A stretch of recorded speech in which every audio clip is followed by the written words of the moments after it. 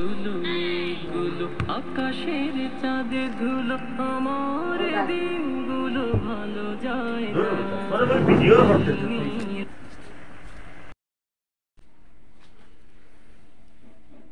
الحمد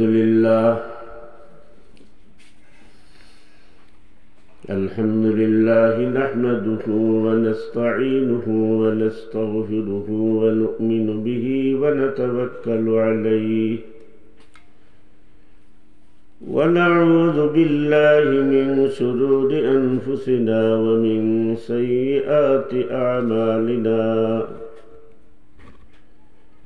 من يهد الله فلا مضل له ومن يضلله فلا هادي له ونشهد أن سيدنا ونبينا وسندنا ومولانا محمدا عبده ورسوله صلى الله تعالى عليه وعلى آله وأصحابه أجمعين أما بعد فأعوذ بالله من الشيطان الرجيم بسم الله الرحمن الرحيم يا أيها الذين آمنوا ادخلوا في السلم كافة ولا تتبعوا خطوات الشيطان إنه لكم عدو مبين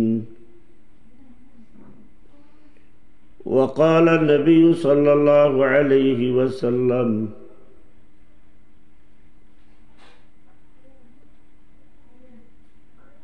إن العلماء ورثة الأنبياء صلى الله على سيدنا مولانا محمد وعلى آله وأصحابه وسلم صلى الله على سيدنا مولانا محمد وعلى آله وصحبه وبارك وسلم সম্মানিত দর্শক শ্রোতা মণ্ডলী, আসসালামু আলাইকুম ওয়া রাহমাতুল্লাহি ওয়া বারাকাতুহু। আপনাদের সবাইকে আন্তরিক মুবারকবাদ ও শুভেচ্ছা।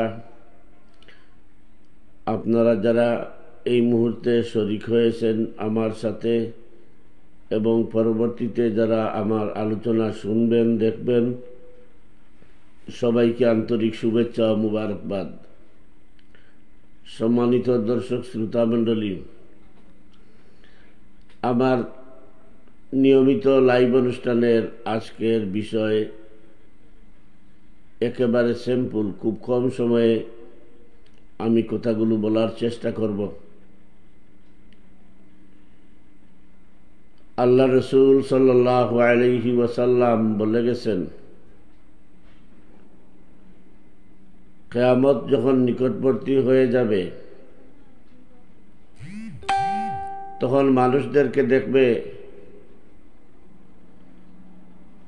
ফিস সুবহে মুমিনান ওয়া ফিল মাসায়ে কাফিরান।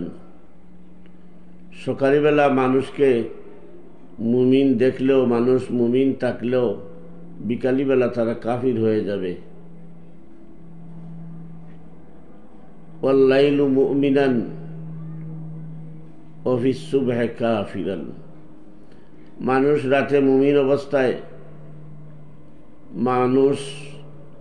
অবস্থায়, রাতকে স্বাগত জানাবে, কিন্তু কাফির অবস্থায় দিনকে স্বাগত জানাবে। এসব হচ্ছে কিয়ামতের বড় আলামত সমূহের একটি। আল্লাহ রসুল সাল্লাল্লাহু আলাইহি ওয়াসাল্লাম আরো বলেছেন, তিনটি দলের কারণে ইসলাম বিপর্যস্ত হবে, মুসলমানরা বিপর্যস্ত হবেন। এর মধ্যে একটি দল হচ্ছে ওয়াল মালাকু যালিমান, শাসক গোষ্ঠী যখন জালিম হয়ে যাবে, ওয়াল উলামা উসুআন, আর উলামায়ে কেরাম যখন বিব্রত বিভ্রান্ত ভ্রষ্টতার মধ্যে লিপ্ত হয়ে যাবে, তখন দিন ক্ষতিগ্রস্ত হবে, মুসলমানরা ক্ষতিগ্রস্ত হবে, সমাজের মধ্যে বিপর্যয় দেখা দিবে। সম্মানিত দর্শক শ্রোতা মণ্ডলী, এই বিষয়টি এখন আমাদের সামনে চলতেছে। শাসক গোষ্ঠী জালিম হয়ে গেছে। কাফির যারা, ইহুদি নাসারা, খ্রিস্টান যারা, ইহুদি নাসারা, মুশরিক যারা, তারা তো বটেই, তারা তো ইসলামের গুরুতর শত্রু। কিন্তু আল্লাহ রসুল সাল্লাল্লাহু আলাইহি সাল্লাতু ওয়াসাল্লাম বলেছেন, তাদের চাইতেও জঘন্যতম, তাদের চাইতেও নিকৃষ্টতম আচরণ করবে মুসলমানদের প্রতি। এই দৃশ্য আমাদের সামনে বিদ্যমান। আজকে উলামায়ে কেরামের মধ্যে যে অবস্থা, যে বিব্রতকর অবস্থা, যে বিভ্রান্তিকর অবস্থা, যে ভ্রষ্টতা দেখা দিয়েছে, তা ভাষায় প্রকাশ করার মতো নয়। সকালে যদি একজন এক কথা বলেন, এক দল এক কথা বলেন, বিকেলে আরেক দল আরেক কথা বলবে, এই দল আবার আরেক কথা বলবে। সকালে পীর সাহেব, বড় বুজুর্গ, জাতির রাহবর, সরেতাজ যিনি, তিনি সকালে যে কথা বলবেন, বিকেলে এর বিপরীতটা বলবেন এবং বলতেছেন।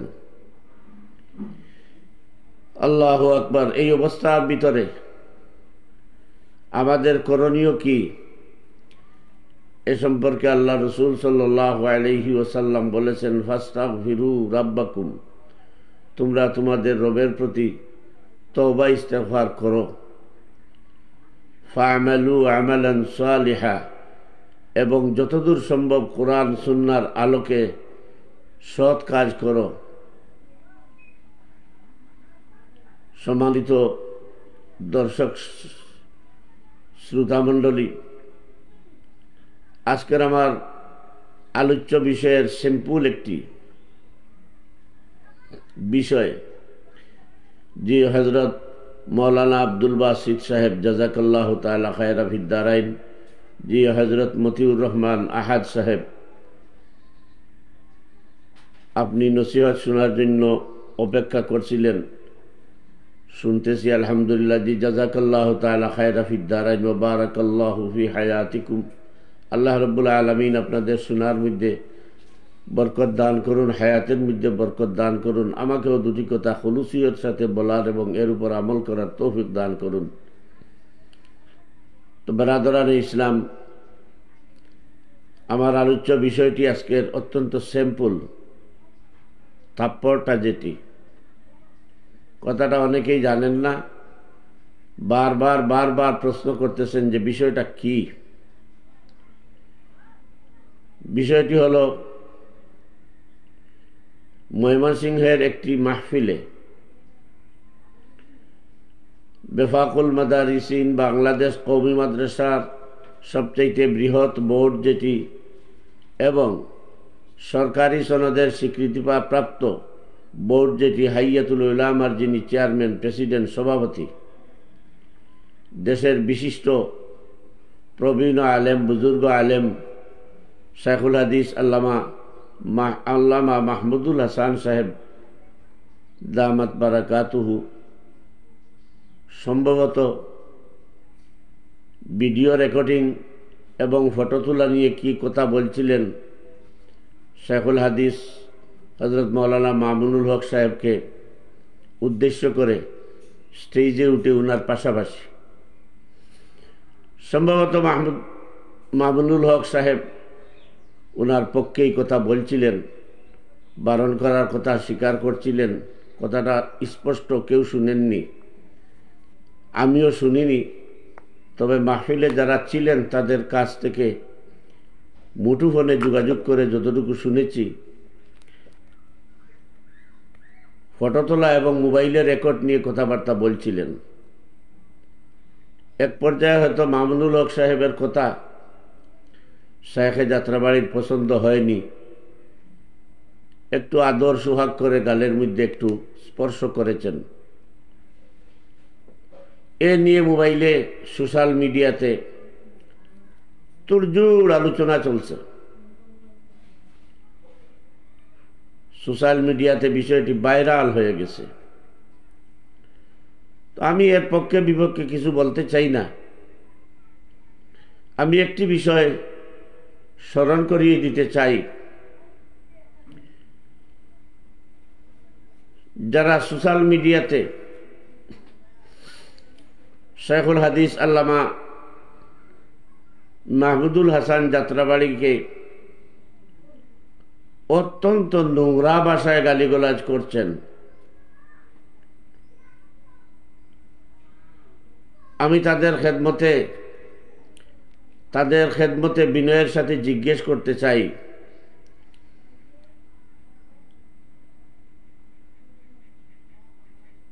শেখুল হাদিস আল্লামা মাহমুদুল হাসান সাহেব শায়েখে যাত্রাবাড়ি যে কাজ করেছেন, জনসমক্ষে পাবলিক প্লেসে মামুনুল হক সাহেবকে একটু আদর করে সোহাগ করে অথবা শাসানোর উদ্দেশ্যে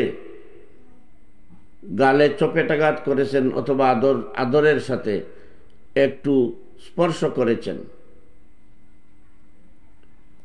তার চাইতে আপনারা কতটুকু ভালো কাজ করছেন শেখুল হাদিস আল্লামা মাহমুদুল হাসান শায়েখে যাত্রাবাড়িকে গালবন্ধ করে বন্ড বলতেছেন, বেয়াদব বলতেছেন, পাগল বলতেছেন। আপনাদের বিবেকের আদালতে আমি প্রশ্ন রাখলাম, শায়েখে যাত্রাবাড়ির শানে আপনাদের এই কথাগুলো কতটুকু আদব রক্ষা করছে? এর বেশি আমি কিছু বলতে চাই না। আমাদের কওমি অঙ্গনের উলামায়ে কেরামের পরিণতি অবস্থা হয়েছে এমন, ছেলে বাপকে মানে না, ছোট বড়কে মানে না, শ্রদ্ধা করে না,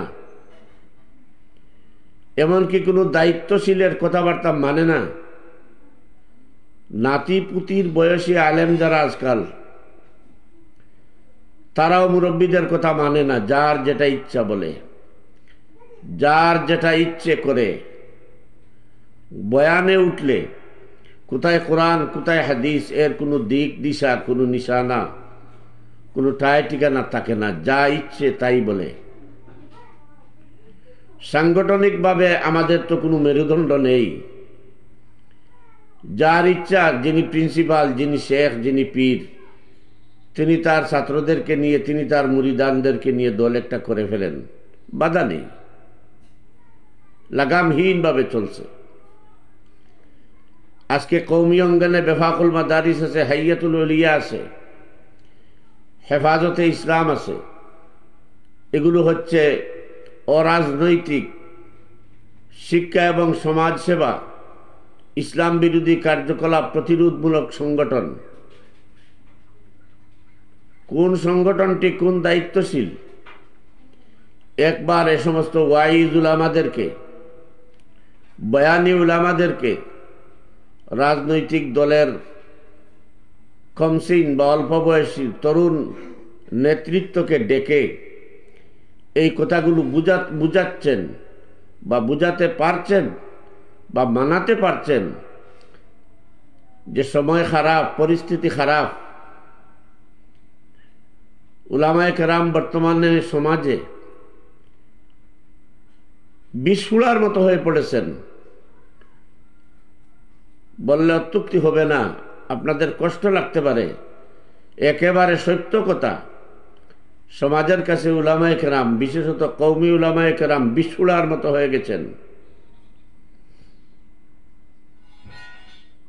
আমি গতকালকে পোস্ট করেছি, শেখুল হাদিস আল্লামা মাহমুদুল হাসান শায়েখে যাত্রাবাড়ি দামাত বারাকাতুহু যেটা করেছেন সেটা শাসন করেছেন। একজন মুরব্বী, একজন অভিভাবক, একজন রাহবর আছেন এখনো, যিনি মামুনুল হকের মতো একজন সিংহ পুরুষকে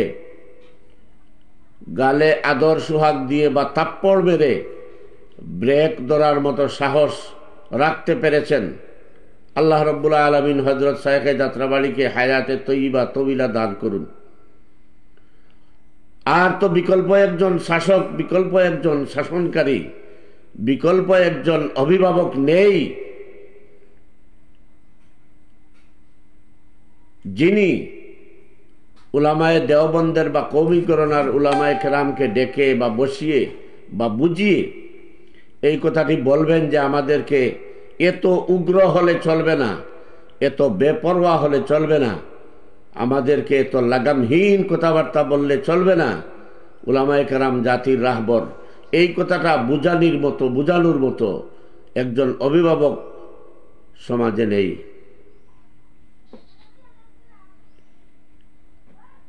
আমাকে গালমন্দ করা হচ্ছে, লাগামহীন ভাষায় গালমন্দ করা হচ্ছে। আমি বিকালে খেলাফত মজলিসের সিনিয়র নায়েবে আমির মৌলানা রেজাউল করিম জালালি সাহেবের সাথে আলাপ করেছি বিষয়টি দিয়ে। আরো দায়িত্বশীল কয়েকজনের সাথে আলাপ করেছি। খেলাফত মজলিসের কোনো দায়িত্বশীল, এমনকি মৌলানা মামুনুল হক নিজেও এই জন্য কোনো ক্ষুব্ধ নয়, রাগান্বিত নয়। আমি ব্যক্তিগতভাবে বলবো, জাজ আল্লামা শাইখুল হাদিস আল্লামা আজিজুল হক রাহিমাহুল্লাহ তাআলা নেই দুনিয়াতে। মামুনুল হককে শাসানোর মতো, শাসন করার মতো কোনো অভিভাবক মামুনুল হকের নেই, বড় ভাই ছাড়া। মামুনুল হক যে দরজার পরিচয় দিয়েছেন, 3 বছর জেল খাটুনির পর তার মধ্যে যে পরিবর্তন এসেছে, আমি মনে করি শায়েখে যাত্রাবাড়ির হালকা একটু স্পর্শ বা থাপ্পড় মামুনুল হকের জীবনের মূল গড়িয়ে দিতে পারে। আর যারা উগ্র ভাষায় আমাকে গালিগালাজ করছেন, আল্লামা মাহমুদুল হাসান শায়েখে যাত্রাবাড়িকে অশালীন নোংরা ভাষায় গালিগালাজ করেছেন, সম্ভবত এরা সমাজের ইতর শ্রেণী থেকে উঠে এসেছে। জি হযরত মাওলানা হাফিজ আবু সাইদ রাউফি সাহেব, ওয়ালাইকুম আসসালাম ওয়া রাহমাতুল্লাহি ওয়া বারাকাতুহু। শুকরিয়া, জাযাকাল্লাহ। সম্মানিত দর্শক শ্রোতা মণ্ডলী, দ্বীনী ভাইয়েরা, আজকে মামুনুল হক সাহেবকে নিয়ে আপনি এত উদ্বেলিত হলেন, উনার এত বক্ত হলেন যে আপনার গায়ে আগুন লেগে গেছে শাইখুল হাদিস যাত্রাবাড়ি স্পর্শ করার কারণে। মামুনুল হক সাহেব তো যাত্রাবাড়ির ছাত্রেরও ছাত্রের সমান বা ছাত্র হবেন। কোন প্লেসে করাটা ভালো ছিল, কোন প্লেসে করাটা উচিত হয়নি, এটা বুঝার এবং এটা বিবেচনা করার দায়িত্ব রাখছি। বিষয়টাকে নিয়ে আর বাড়াবাড়ি করবেন না। খেলাফত মজলিসের এই ধরনের কোনো মন মানসিকতা নাই। রেজাউল করিম জালালি সাহেব এবং দলের অন্যান্য সিনিয়র নেতৃবৃন্দ সুস্পষ্ট বলেছেন, এটা মৌলানা মামুনুল হক সাহেবের জন্য জীবন পরিবর্তন, জীবনের মূল ঘুরিয়ে দেওয়ার মতো একটা নসিহত হতে পারে, একটা বরকত হতে পারে। এখানেই থেমে থাকেন।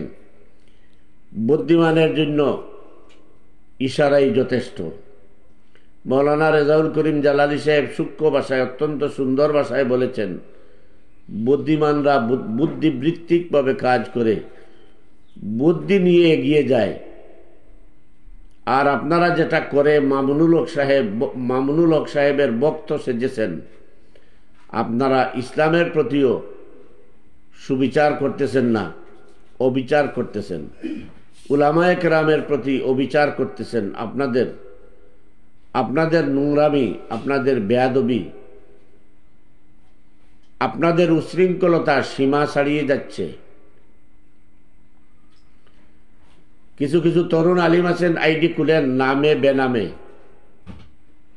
কিন্তু তাদের আইডির ভিতরে ঢুকে তাদের মাদ্রাসার পরিচয় পাওয়া যায়, তাদের দলের পরিচয় পাওয়া যায়, সুনির্দিষ্টভাবে তথ্য নিয়ে জানা যায় তারা কোন সংগঠনের সাথে আছেন, কোন কোন সাহাবের সাহেবজাদা, কোন মাদ্রাসার নাজিমে তালিমাত, কোন মাদ্রাসার মুহাদ্দিস, কোন মাদ্রাসার ইমাম ও খতিব, এগুলা মিনিট পাঁচেকের ভিতরে তথ্য নেওয়া যায়।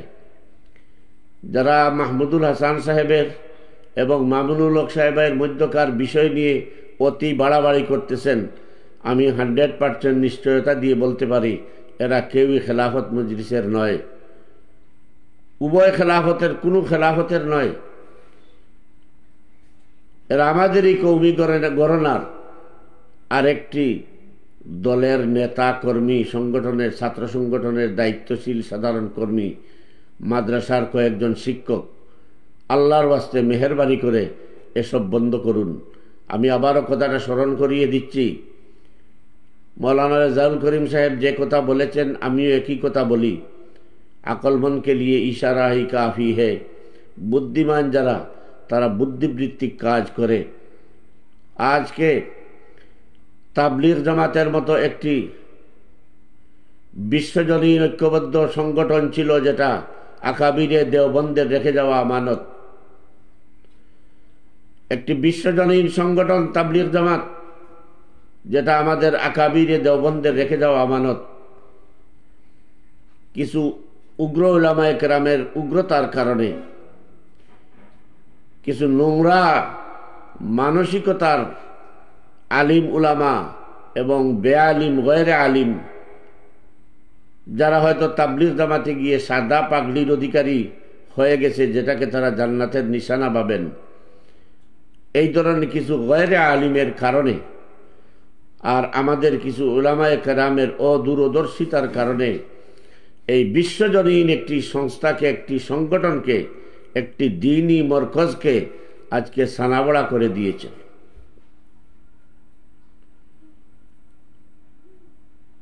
আপনারা আমরা অনেকেই আল্লাহ রসুল সাল্লাল্লাহু আলাইহি সাল্লাতু ওয়াসসালামের হাদিস উদ্ধৃত করে মানুষকে নসিহত করি, মান সাল্লা সালাতানা,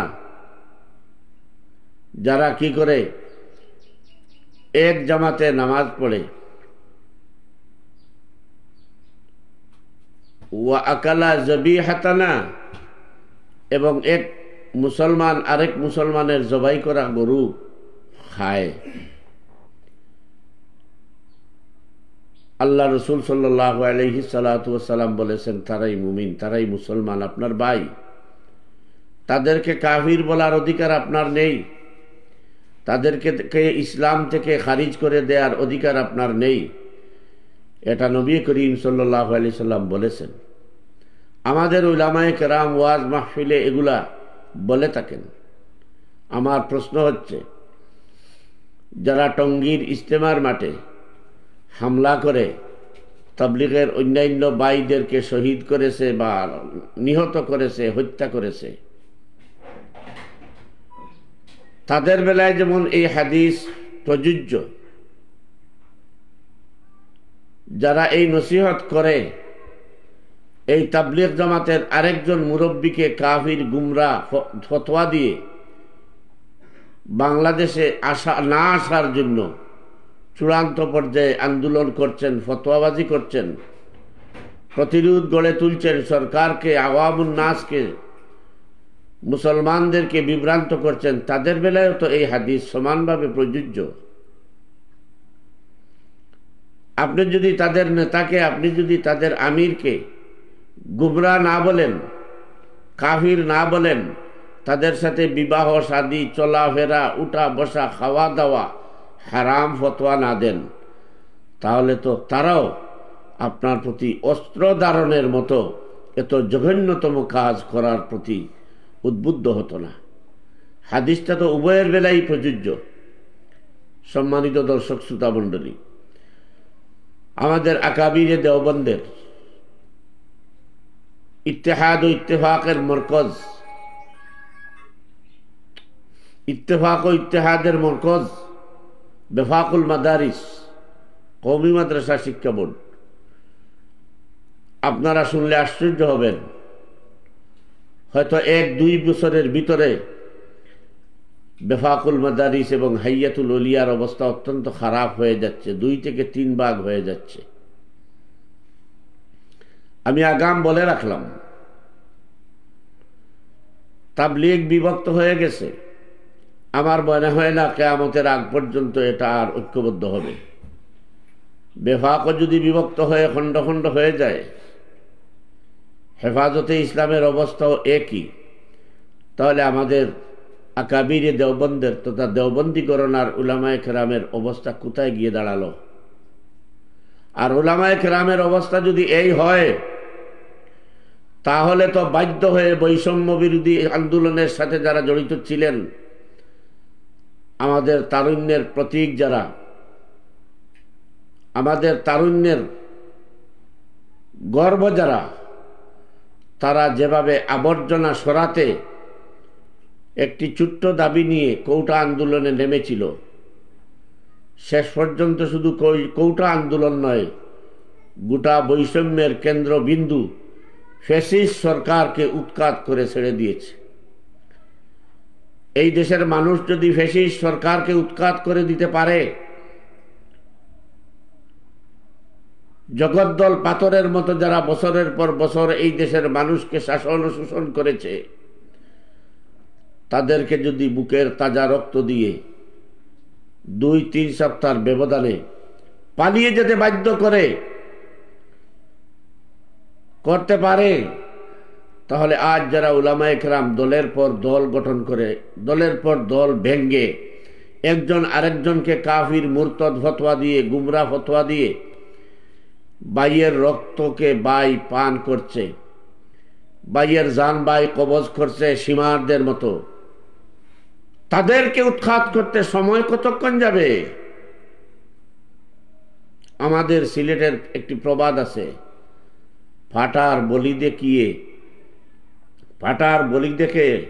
পাটির বলি দেখে পাটায় হাসে, পাটিয়ে ডাকিয়ে বলে এই দিন তোমারও আছে।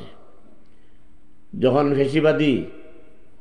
ফ্যাসিস্ট সরকার এই দেশের ইসলামী শক্তিকে নির্মূল করার জন্য, কোরআনের পাখীদেরকে নির্মূল করার জন্য, কোরআনের খেদমতকে, ইকামতে দ্বীনের আন্দোলনকে স্তব্ধ করে দেওয়ার জন্য একের পর এক হত্যাযজ্ঞ চালিয়ে যাচ্ছিল, ঠান্ডা মাথায় এদেশের উলামায়ে কেরামদেরকে ফাঁসির কাস্টে ঝুলিয়েছে, জানাজার নামাজ পড়তে দেয়নি, আত্মীয় স্বজনকে শহীদের মুখ দেখতে দেয়নি, জানাজার নামাজের জন্য বেঁধে দিয়েছিল 5 মিনিট সময়। এই জালিম স্বৈরাচারী সরকার এই অবস্থা যখন চালিয়েছিল, তখন তো আমরা অনেকেই বলেছিলাম ঠিক আছে, এই হয়েছে, এখন অমুক দল শেষ হয়ে যাবে। আপনারা জালিম, দুষ্টাচারী, ভ্রষ্টাচারী, স্বৈরাচারী ফ্যাসিস্টদের সাথে হাতে হাত মিলিয়ে দোয়া মুনাজাত করেছিলেন, হাদিয়া তোহফা নিয়েছিলেন, কিন্তু পরবর্তীতে যখন দেখা গেল মামুনুল হক সাহেবদের মতো, রফিকুল ইসলাম মাদানী সাহেবদের মতো, খালেদ আইয়ুবী সাহেবদের মতো, জুনায়েদ বাবুনগরী এবং জুনায়েদ আল হাবিবদের মতো কৌমি গণনার শীর্ষ উলামায়ে কেরামের হাতে হাত করা, পায়ে লোহার বেড়িয়া লাগলো, তখন তো বোঝা গেল যে এই দিন তো আমাদের জন্য অপেক্ষা করছিল। মনে রাখবেন, আজ যারা ইসলামী আন্দোলনকে, ইসলামের বিজয়কে স্তব্ধ করার জন্য, ইসলামী শক্তির উত্থানকে রুখে দেওয়ার জন্য তথাকথিত আকীদার ফতোয়া সামনে নিয়ে ঐক্যকে রোধ করছেন, উলামায়ে কেরামকে বিভাজন করছেন, আপনাদের শ্বাসনালীকে স্তব্ধ করে দেওয়ার জন্য আরেক শক্তি অপেক্ষা করছে।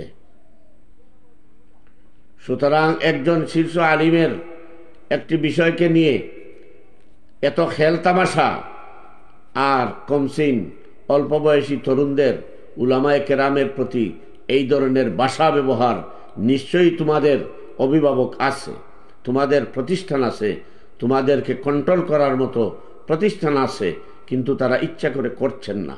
সাবধান হয়ে যান, সাবধান হয়ে যান, দিন বড়ই খারাপ যাচ্ছে। এটা ভাববেন না যে পরিবর্তিত পরিস্থিতির প্রেক্ষাপটে আগামী দিনে বাংলাদেশে ইসলামী হুকুমত কায়েম হয়ে যাবে, আগামী দিনে আপনারা প্রেসিডেন্ট প্রধানমন্ত্রী আপনারা ক্ষমতাসীন হয়ে যাবেন, কখনো ভাববেন না।